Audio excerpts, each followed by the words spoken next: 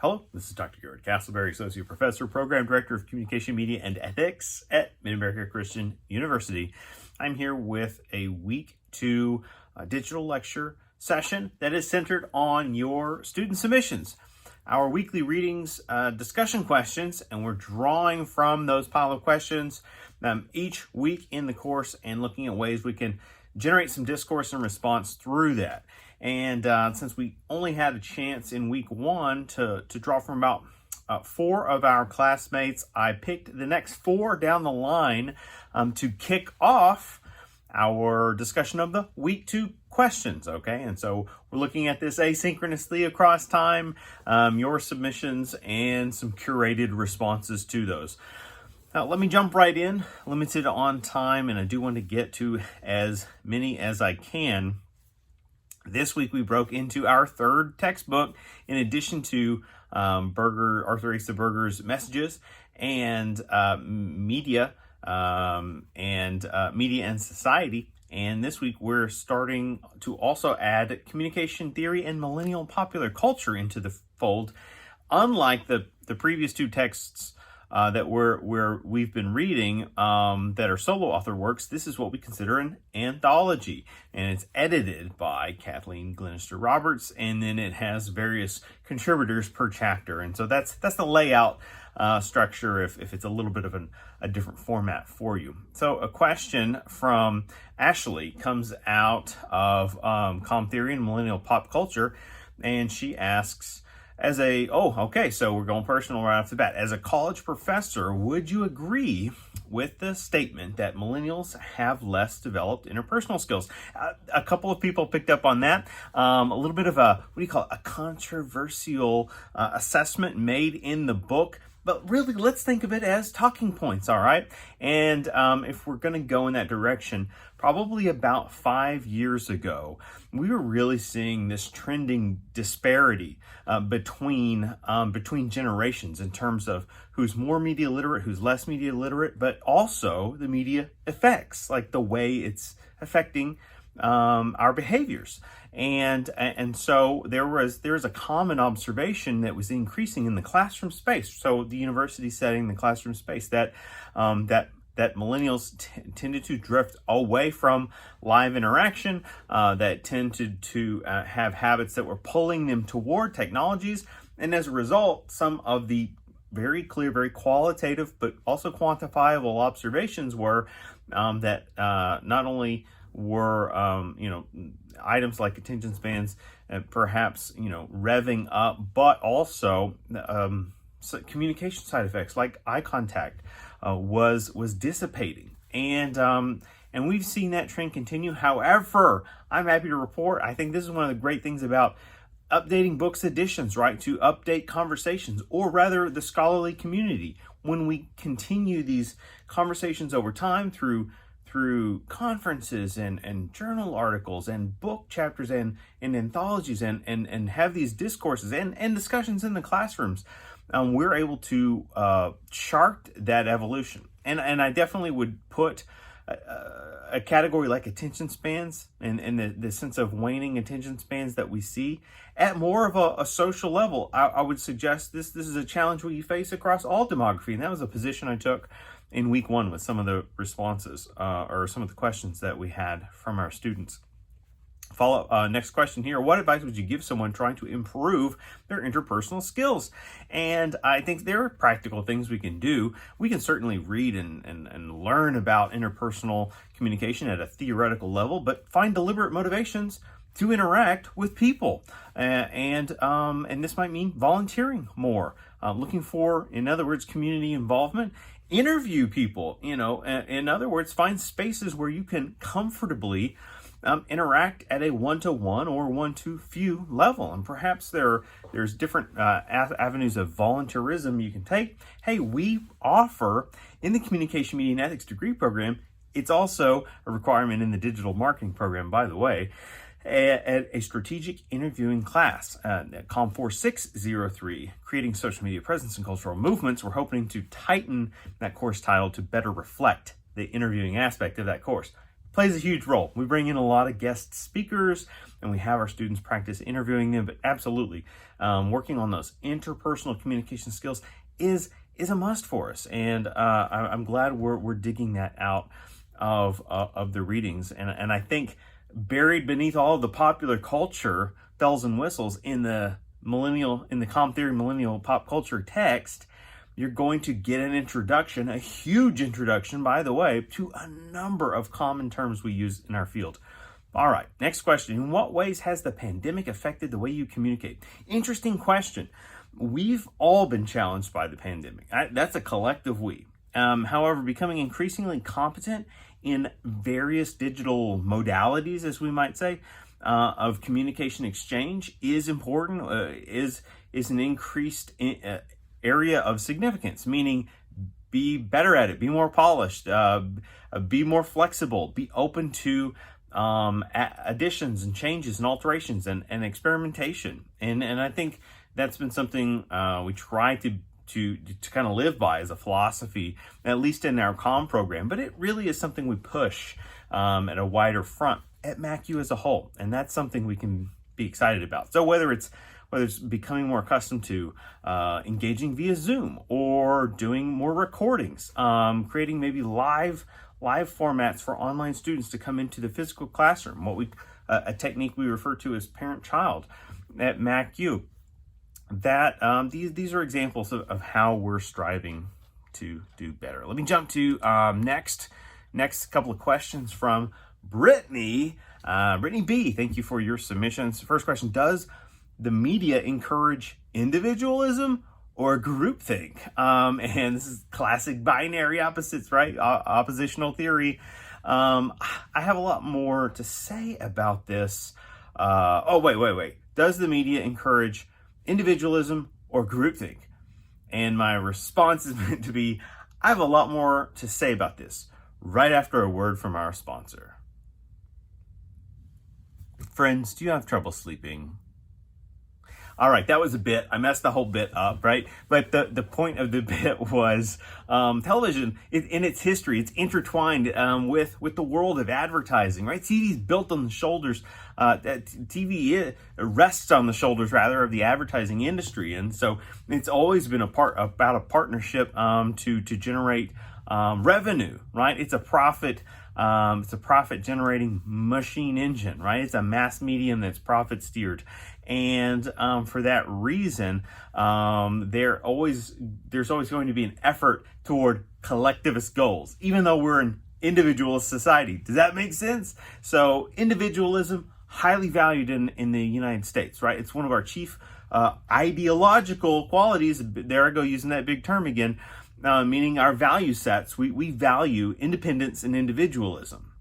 And yet, many of our techniques, notice the transition, are actually geared to create, we could call it maybe group responses, right? You want to build a consumer base. You want to develop a mass audience. You want to attract repeat customers. You see where I'm going there? I mean, these are collectivist mentalities because you need a collective to support that entrepreneurial idea. And so the individual and the collective kind of go hand in hand, or they, one hand washes the other oftentimes in this country. Next question. Do you feel that without the presence of media, we would still operate as a society? Yes, for a while, but technically, and here's something interesting, we cannot function, I might sneeze, without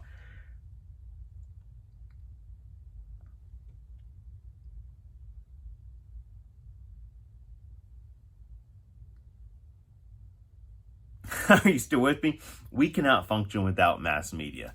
Our founding fathers, we love talking about them, right? Building mountains after them. Our founding fathers could not have cobbled together a sense of uniting the colonies without letters, pamphlets, right? Additional emerging mass communication technologies that would allow exchange and interaction at a wider societal level.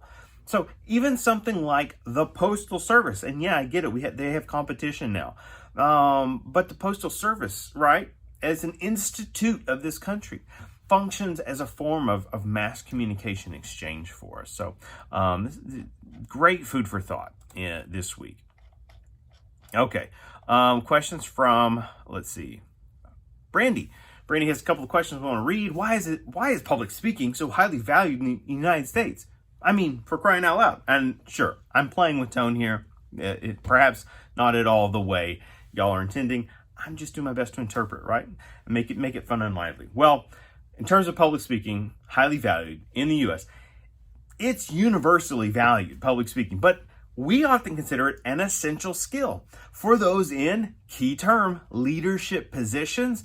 Pause right now. Think about, what leaders do you all follow and find engaging that are not great orators or public speakers or public communicators in some form or fashion? We build our hierarchies upon the notion of strong, competent, willful, well-articulated leaders. And if they don't speak well, perhaps they write well, and so on. Okay, so that is something to consider. And in this country that values independence and entrepreneurship, there we go, those buzzwords again, crafting a strong voice and articulating oneself and one's position in society is valued favorably in our culture. So that would be my response to that question. Next question. This is a big one, but I'm going to just give us a little taste, all right? Just a tiny taste. Who was Marshall McLuhan?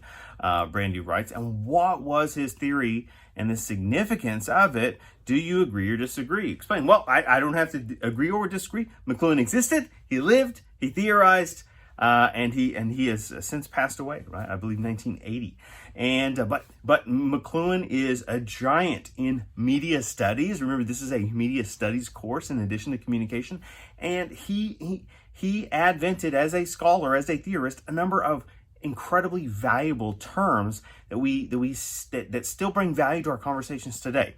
One of his most famous texts, of which he wrote many, is titled "The Medium is the Message," and this is a brilliant examination of mass media and how, while what we use media to transmit changes over time, right? Filming a black and white film with no sound and no color looks different than a colorized full sound, looks different from a CGI action film, looks different from Pixar fully animated computer generated feature, and so on and so on. But what is the constant, right? The constant is what is the mega structure here is how we get to that thing. Well, already we've been talking about in our conversations and our discussions the difference between, do you like to go to the movies versus is that out of vogue? Do you prefer to stream now? Or which screen do you watch TV on? Or is TV not the thing you watch? But maybe I do, but on my phone and on my tablet. Well, what are these things? What are these mass mediums we're talking about? These platforms, these screens, they're different, they're distinct. And so if what we're doing flows in and out and around and through these things, that's part of an argument that McLuhan's making at one point, that the medium is the message, meaning that's the point. Look at what people are using. Well, hey, what about the smartphone and how it's become our mobile office? And we're never away from it, right? Think about those media logs we put together. How many of those activities were through your cell phone? Okay, the medium is the message. That's one of the chief tenets. It'll always be forever, interlocked with Marshall McLuhan. And there's so much more we can unpack about him, but that's where we're going to leave it for now. Okay, final questions. I got to be really quick. I don't want to be, but I have an appointment I got to get to really quick. Melissa writes a couple of questions. I love them. Do you think people will interpret semiotics in media the same? Is that a trick question? I can't wait to answer that. How does the writer get his tone across to the audience? In Breaking Bad, for example, the TV show, I think the writer was promoting violence and crime, and I am sure that that is not what his underlying message was. He was, the protagonist, I assume, stealing from criminals, but it was still wrong, even if his intention was good. Oh, that's right. The Walter White figure in Breaking Bad, anti-hero. It's an anti-hero figure. So And also, it's a metamorphosis program. This is like, how do you take someone that has morals, that has empathy, and then it's kind of like devolves into a villain. I think the pitch of the show originally was, how do you take Mr. Chips and turn him into Scarface? Okay, and so how do you lose that compass? And that's the show's a tragedy, right? It's a crime thriller. It's a tragedy, and so we're to take an allegorical approach to studying a text like that. But let's go back to your question. Do you think people interpret semiotics and media the same? This is where Stuart Hall's model of encoding decoding is so pivotal, because Stuart Hall adds this extension, especially in the decoding process, where it is much more diversified. And so he gives us these three labels, right? The dominant hegemonic meaning, like the meaning the author, the writer, the producer, the TV maker, the movie maker intended for you to receive. Then there's the negotiated decoding of a text. So that's people are kind of taking some of what they intended, but then they're also mixing in their own interpretation. And then the oppositional position, the people that outright reject what that premise was, and they're just going to take in exactly what they want. And we're kind of seeing that right now with the way people are maybe rejecting science in favor of, like, I believe this, and I'm going to leave it at that, right? And you can interpret what I mean by science in your own ways. See what I did there? I'm using that right now to give you an open-ended mechanism with which to interpret meaning. Well, that's what semiotics is all about. Semiotics is a study of signs and symbols, and thus it has great value for us. All right. Quick question. How can studying media culture help a person in their everyday life? I see what you're doing there. What skills can a student use from social media to help them excel in their current career? I get it. We're trying to make this point clear in the course, but sometimes it takes the whole class to get there. But if you understand, follow my logic, if you understand signs and symbols accurately, then you can begin to speak the language accurately. And if you understand the polysemic, meaning more than one set of signs, and polyvalent, meaning more than one set of values, if you understand the polysemic and polyvalent values or qualities, then you can take advantage of plural meanings, not unlike a translator. And we do view translators as valuable contributors to society. And we're talking translator in a broad sense of the term. If you can master these forms, then you should be able to use those services, let's put it in American terms, for monetary gain when serving in various organizational roles. All right, so we can learn a lot by the messages we can pick out of media. We can apply or maybe avoid some of the issues we see with them.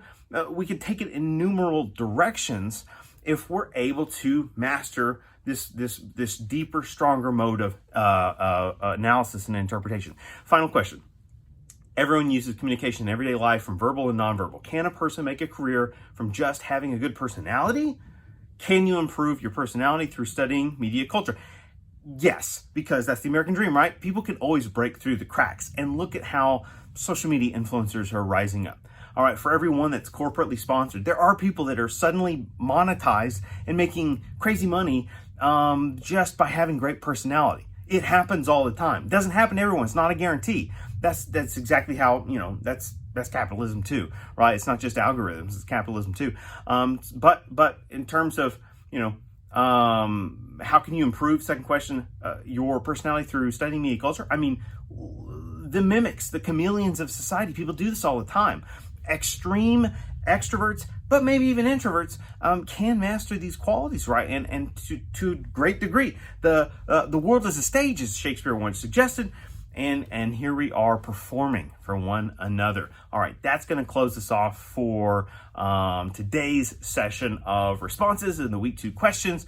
Appreciate this time to dive into the media culture and social influence content, COM 2113, and I thank you all for listening.